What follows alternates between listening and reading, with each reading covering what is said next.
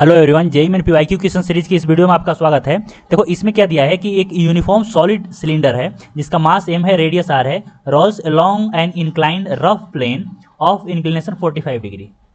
ठीक है, पहले तो रफ प्लेन है और एंगल जो है वो 45 डिग्री दिया है। If it is start to roll from rest यानी इनिशियल स्पीड क्या है, 0 है, from the top of the plane, then the linear acceleration of cylinder axis will be. ठीक है, तो पहले समझते हैं हम लोग कि इसमें क्वेश्चन में क्या दिया है कि मान लो यह एक सॉलिड सिलेंडर है जिसका मास m दिया है और इसका रेडियस r दिया हुआ है। ठीक है, यानी कि यहाँ पे गिवन क्या है, m और रेडियस r दिया है। इसका जो इनिशियल यहाँ पे स्पीड है वह 0 है। ठीक है, अब इसे ऊपर से रोल किया गया यहाँ से, तो कुछ इस प्रकार से स्टार्ट किया। ठीक है, तो अब अपने को बताना है कि इसका एक्सेलरेशन जब यह नीचे गिर रहा है तो इसका एक्सेलरेशन क्या होगा। तो देखो मान लेते हैं कि किसी एक पॉइंट पे, और यहाँ पे दिया क्या है, यह थीटा दिया है। थीटा कितना है भाई, तो थीटा जो है वह 45 डिग्री है। ठीक है, चलो अब यहाँ पे देखो मान लेते हैं कि यह एक पॉइंट है। तो अब इसके बारे में हम लोग देखते हैं कि इस पे कौन कौन सा फोर्स लगता है। अगर इसका हम लोग एबीडी ड्रॉ करें तो क्या होगा, इसको मैं बाहर ले लेता हूँ, कुछ इधर ले लेता हूँ यहाँ पे।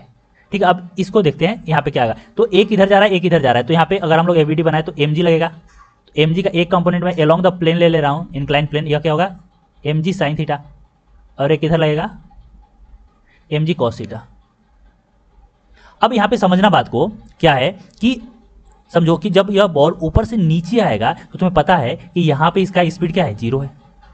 धीरे धीरे इसका स्पीड बढ़ेगा, तो दोनों स्पीड बढ़ेगा। देखो एक तो जो लीनियर स्पीड है इसका यह भी बढ़ेगा, और दूसरा जो रोलिंग स्पीड है वह भी बढ़ेगा। ऐसे भी हम लोग कॉमन सेंस से सोच सकते हैं कि जब बॉल यहाँ से छोड़ेंगे तो वह लुढ़कते हुए जब यहाँ पे आएगा तो यहाँ पे जो उसका एंगुलर वेलोसिटी होगा वो बढ़ जाएगा। अब एंगुलर वेलोसिटी समझो बात को कि अगर मान लो जैसे हम लोग बोलते हैं ना कि वेलोसिटी, लीनियर वेलोसिटी बढ़ रहा है, तो बढ़ाने का काम कौन करेगा, एक्सेलरेशन। कौन सा एक्सेलरेशन, तो लीनियर एक्सेलरेशन। और लीनियर एक्सेलरेशन अगर है तो ये कहां से आता है, तो ये आता है फोर्स से, यानी कोई ना कोई फोर्स लग रहा है। और ऑब्वियस सी बात है, अगर हम लोग इस पे देखें, यहां से इसे देखें तो यहाँ पे एक फोर्स लग रहा है इधर। ठीक है, यहाँ पे फोर्स लग रहा है mg साइन थीटा, और यही क्या कर रहा है, इसके लीनियर स्पीड को बढ़ा रहा है। अब समझो कि जब ऊपर से नीचे आ रहा है तो यहाँ पे ओमेगा बढ़ रहा है। ओमेगा को बढ़ाएगा कौन, तो यहाँ पे बढ़ाएगा एंगुलर एक्सेलरेशन, यानी कि अल्फा बढ़ाएगा इसको। अब अल्फा है तभी ओमेगा बढ़ रहा है। अब अल्फा कौन देगा, तो अल्फा देता है टॉर्क देता है, यानी यहाँ पे एक टॉर्क भी लग रहा है। अब समझो बात को, यहाँ पे क्या है कि यहाँ पे तो अगर mg का बात करें तो mg इधर और इधर, यानी कि इसके सेंटर ऑफ मास से पास कर रहा है। तो अगर मैं सेंटर ऑफ मास के अबाउट टॉर्क बोलूँ इसके कारण, mg के कारण, तो 0 हो जाएगा। यानी टॉर्क कुछ दे रहा है, और टॉर्क कौन दे रहा है, तो फ्रिक्शन दे रहा है। अब समझो फ्रिक्शन का डायरेक्शन किधर होगा। अब यहाँ पे कंफ्यूजन है कि फ्रिक्शन का डायरेक्शन अपवर्ड होगा या डाउनवर्ड होगा, अलोंग द प्लेन का बात करें तो समझो यहाँ पे कि जैसे क्या है कि अगर इसका वेलोसिटी बढ़ रहा है और यह इसका वेलोसिटी किधर है भाई, इधर, यह ओमेगा है।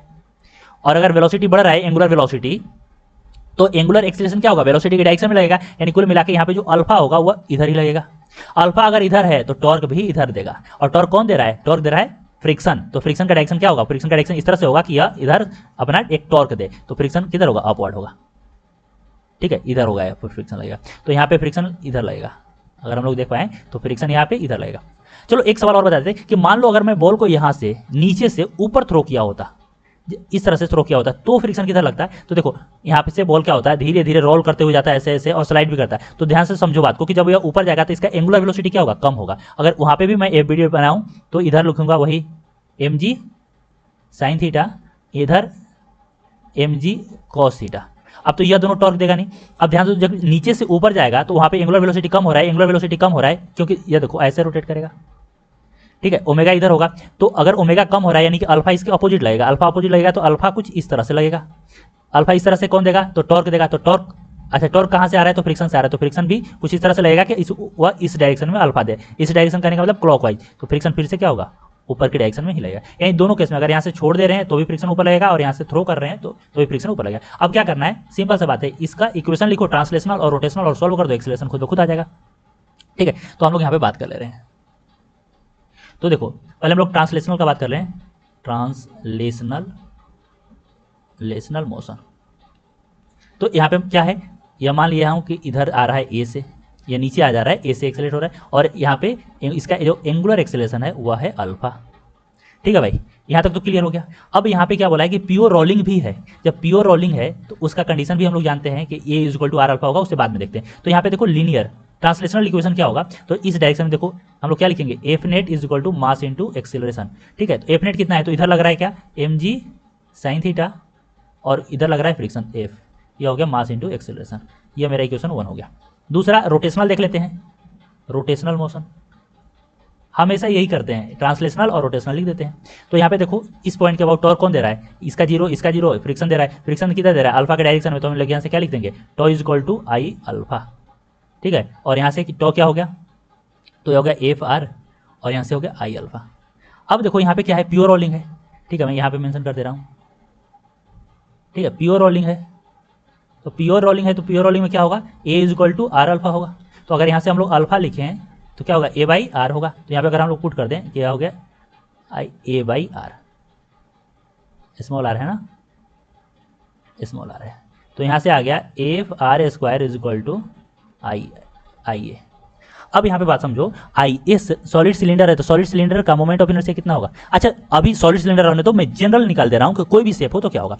तो एक काम करता हूँ, देखो आई किसी भी शेप के लिए, फॉर एनी शेप मैं आई लिख दे रहा हूँ के टाइम्स एम आर स्क्वायर। ध्यान के जो है वो रेडियस ऑफ गायरेशन नहीं है, कोई वैल्यू है, न्यूमेरिकल वैल्यू है।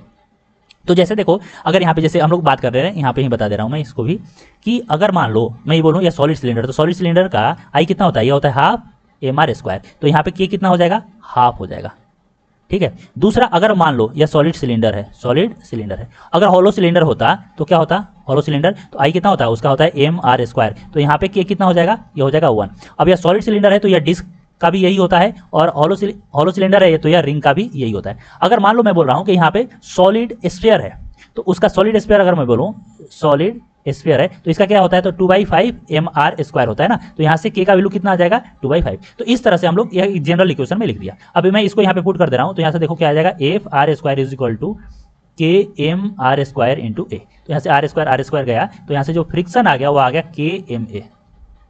यह मेरा सेकेंड इक्वेशन बना, ठीक है। अब फ्रॉम फर्स्ट एंड सेकंड हम लोग क्या बोल सकते हैं, यहाँ पे देखो यहाँ पे पुट करें तो क्या आएगा, M G sine theta minus K times M A is equal to mass into acceleration. अगर यहाँ पे सॉल्व करें हम लोग तो आ गया जी साइन थीटा बाई के ए।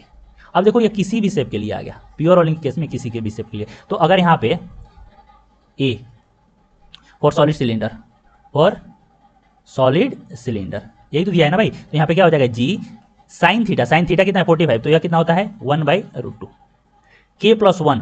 तो सॉलिड सिलेंडर के लिए मैं बोला था यहाँ पे कितना होता है, हाफ होता है, तो हाफ होता है, तो यहाँ पे हाफ प्लस 1 तो 3/2 हो गया, तो यह 3/2 हो गया, ठीक है। यह आ गया मेरा।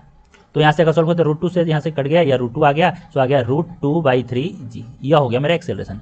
इसका आंसर जो होगा यह होगा, यानी यहाँ पे देखें तो जो ऑप्शन सी है वह करेक्ट ऑप्शन होगा। आई होप आपको वीडियो समझ में आया है। वीडियो अगर समझ में आया तो वीडियो को लाइक कीजिए, चैनल को सब्सक्राइब कीजिए। कुछ पूछना है तो कमेंट सेक्शन में मेंशन कीजिए, मैं रिप्लाई जरूर करूँगा। आज के लिए इतना ही, थैंक यू सो मच।